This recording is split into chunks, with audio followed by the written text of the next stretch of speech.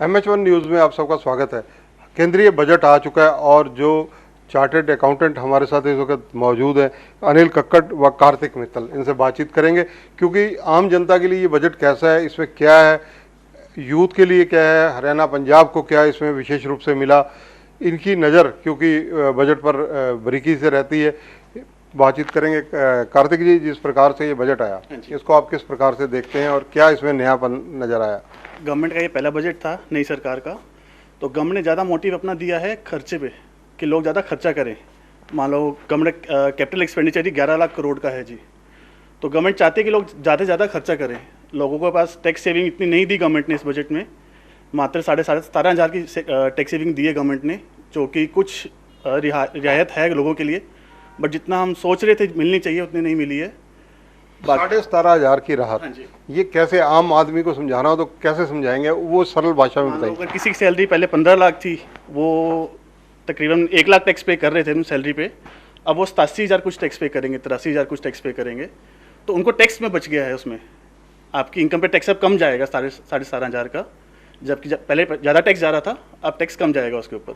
Youth के लिए education में इसमें क्या देखते हैं? यूथ में गवर्नमेंट ने एजुकेशन में क्या दिया है कि 10 लाख तक का एजुकेशन लोन गवर्नमेंट ने दिया है। उसके लिए गवर्नमेंट साल में 1 लाख बच्चों को कूपन्स देंगे, जिसमें 3% का सबवेंशन मिलेगा कि इंटरेस्ट कम लगेगा 3%, बाकी बैंक से अलावा उसकी कोई गारंटी गवर्नमेंट बेयर करेगी। तो ऐसे ही हर साल 5 सालों तक हर साल लाख बच्चों को गवर्नमेंट कूपन्स देगी 10-10 लाख के एजुकेशन लोन के रूप में। अनिल जी, अनिल कक्कड़ सीए हैं, इनसे बातचीत करेंगे। कक्कड़ साहब, जिस प्रकार से हिंदुस्तान में यूथ, अगर देखा जाए नॉर्थ इंडिया में, हरियाणा, पंजाब, चंडीगढ़, विदेशों में ज़्यादा जा रहा है क्योंकि कहीं ना कहीं रोज़गार की गारंटी नहीं है, रोज़गार में है, सुरक्षा की भावना है, सरकारी जॉब्स को लेकर, तो इसमें बजट को क्या कुछ सेंट्रलाइज किया गया नज़र आता है कुछ? देखिए, बजट की अगर 9 प्रायोरिटीज़ जो गवर्नमेंट ने डिफ़ाइन की है ना जी, उसमें skilling is one of the activity जो इन्होंने स्किल अप कह रहे हैं। अभी हम स्किलिंग पे जोर करेंगे। अब जैसे मुद्रा लोन की बात करें, 10 से 20 लाख कर दिया। MSMEs जो हमारा सेक्टर है, उसके लिए कुछ स्कीम्स लेके आ रहे हैं जी। उसमें एक स्कीम आई है कि जो इसमें पब्लिक सेक्टर बैंक्स हैं, दे विल असेस कि MSME की कितनी रिक्वायरमेंट है जी। जब वो स्ट्रेस में होंगे तो उनको और फंडिंग मिलेगी। तो इस तरीके करके जो चीज़ें सरकार का बजट अगर हम देखें, मैं बजट के थीम को जब देख रहा था तो उसमें एम्प्लॉयमेंट, मिडिल क्लास और इन सब के ऊपर उन्होंने वो किया। मिडिल क्लास को इस बजट में क्या आपको मिलता नज़र आ रहा है? देखिए, एक तो टैक्स स्लैब, जैसे कार्तिक जी ने बताया कि टैक्स का स्लैब का बहुत फ़र्क रहता है जी। उसके बाद अगर हम MSME सेक्टर जो है, मिडिल क्लास ज़्यादातर इसी सेक्टर में जो लोग एम्प्लॉयमेंट में जाते हैं जी, तो उनके लिए भी कुछ ना कुछ रिलीफ दिया गवर्नमेंट ने जी। और उसके अलावा अगर आप, मैंने जैसे मुद्रा लोन की बात की, ये वाली बात उन्होंने करी। एजुकेशन के लिए जैसे कार्तिक जी ने बताया कि ई-वाचर जो देंगे, ये 10 लाख स्टूडेंट्स को देंगे, जिसमें 3% का इंटरेस्ट सबवेंशन होगा, वो भी बहुत बड़ी बात है। और अभी एक और चीज़ इन्होंने की कि they will establish this training centre, skill development centre establish करेंगे।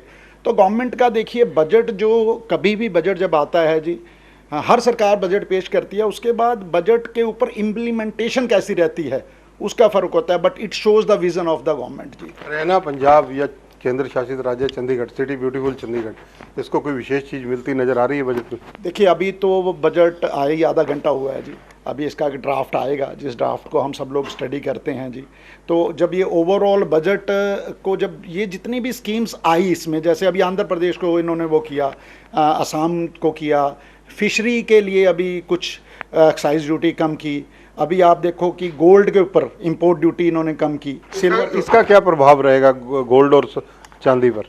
देखिए, जब अगर आप इंपोर्ट ड्यूटी कम कर देंगे जी, तो हम वहाँ से जब इंपोर्ट करेंगे तो it will definitely reduce the gold rate, और सिल्वर रेट को रिड्यूस तो करेगी जी, बिल्कुल जी। गोल्ड जो 70,300-400 रुपये तक पहुँचा पड़ा, उस पर कुछ रेट में डाउन तो फ़र्क पड़ेगा जी। देखिए, अगर ऐसा कुछ हो जाता है तो कुछ फ़र्क पड़ता ही है जी। और जिस इंडस्ट्री में गोल्ड और सिल्वर की यूसेज होती है, जैसे अगर आप स्विच जहाँ बनते हैं या कोई भी जहाँ पे ये as a raw material use होता है, तो उसकी जो, अगर आप रॉ मटेरियल का इंपोर्ट ड्यूटी कम होती है तो उस इंडस्ट्रीज़ के ऊपर भी तो इम्पैक्ट आता है, जो उसकी कॉस्ट कम हो गई थी, तो वो मिडल जो हमारी जितनी भी जनता है उसको कहीं ना कहीं उसका फ़र्क तो पड़ेगा ही जी। इसके अलावा अगर महिलाओं के लिए बात करें, आपको क्या नज़र आया, क्या मिला विशेष? क्योंकि महिला वित्त मंत्री ने पेश किया बजट। तो महिलाओं के लिए वित्त मंत्री जी ने 1-2 चीज़ें बताई हैं जो हमारे बजट में आई हैं। एक पहली थी कि जो हम स्टैम्प ड्यूटी पे करते हैं, कोई भी प्रॉपर्टी हम परचेज करते हैं, तो उन्होंने बोला है कि हम स्टेट से बात करके स्टैम्प ड्यूटी रिड्यूस करेंगे। पंजाब स्टैंप ड्यूटी देने वाला बहुत बड़ा राज्य बहुत बड़ा है, राज्य है। तो यहाँ पर क्या फर्क उन्होंने रहेगा? बोला है कि अगले 6 महीनों के अंदर हम एक पॉलिसी ड्राफ्ट करेंगे कि पूरे देश में एक यूनिफॉर्म स्टैम्प ड्यूटी लगे। जैसे पंजाब में 6% लगती है, कई जगह 4% लगती है, तो सब जगह एक जैसी ड्यूटी लगे। गवर्नमेंट ने ये प्रपोज़ किया है, अभी उस पर देखते हैं इम्प्लीमेंटेशन कैसे होती है, नहीं होगी। इसके अलावा महिलाओं के लिए उन्होंने लोन की स्कीम्स बनाई हैं। सेल्फ हेल्प ग्रुप को प्रमोट करने के लिए उन्होंने 10 लाख रुपए तक की फंडिंग के लिए प्रोविजन किया उन्होंने कि उनको सहायता मिले 10 लाख रुपए तक की। ऐसी कुछ उन्होंने स्कीम्स लॉन्च करी हैं महिला को। बजट में जैसे ही बजट पेश हुआ उसके काफ़ी लोग इस चीज़ की चर्चा कर रहे हैं कि एकाएक जो शेयर मार्केट है लड़खड़ा गई, गिर गई, इसके कारण आप क्या मानते हैं? नहीं, खैर ये तो ज़्यादा मार्केट नहीं। अभी जैसे उन्होंने अगर शेयर मार्केट में अभी एक टैक्स की बात करें जी, अभी जैसे प्रॉपर्टी टैक्स पहले 20% था, अब 12.5% ले आए उसको जी। और लॉन्ग टर्म कैपिटल गेन जो शेयर्स पे लगता था वो 10 से 12.5 ले गए। और जो कैपिटल गेन एग्जम्प्ट होता था लाख रुपए तक, उसको 1,25,000 ले गए। तो कहीं ना बजट को लेके जो शेयर मार्केट का हिलना ना हिलना, ये एक तरीके से टेम्परेरी फेज़ है जी। ये तो अभी एकदम सुना पैनिक हो गई कुछ। अब क्या होता है कि जो आम जनता होती है जी, वो ज़्यादातर ना अपनी टैक्स स्लैब को ही देखती है। हम भी जब सीए नहीं थे या शुरू में जब आए इस प्रोफेशन में, तो ऑल टाइम हम बजट में सिर्फ ये देखा करते थे कि हमें सैलरीड पर्सन को क्या दिया, स्लैब क्या आई। तो इस वजह से ये टेम्परेरी फेज़ होता है जी, ये कोई इतना लंबा चौड़ा फेज़ नहीं है कि कुछ इंडस्ट्री में जैसे मान लीजिए अब किसी चीज़ पे इंपोर्ट ड्यूटी कम हो गई सपोज़ आज, तो क्या हुआ कि जो हमारी यहाँ की इंडस्ट्री है उसको लगा कि जो बाहर से इंपोर्ट ड्यूटी करके आएंगे, कुछ के शेयर यानी कि कुछ की कॉस्ट कम हो जाएगी, कुछ की बढ़ जाएगी जी।